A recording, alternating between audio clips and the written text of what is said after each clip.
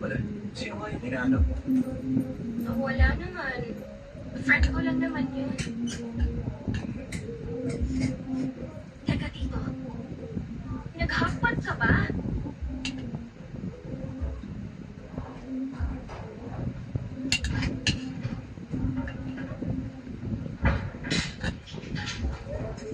Sinong nakapagpapayag sa'yo mag-hotpot maliban kay Mama?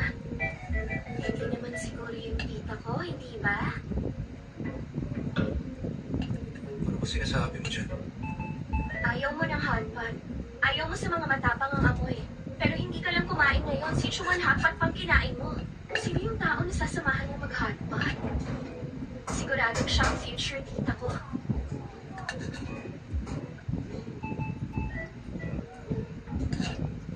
Alam mo, magaling yung ginawa mo ngayon. Siguradong pagod ka. Magpahinga ka na. Kumapit nga yung amoy. Sige, magsha-shower lang ako. Gano'n niya ba katagal nang malilinawakan niya ako sa ulo? Bakit biglang bumait siya? May mali. Hindi siya nagsinungaling. Siguradong may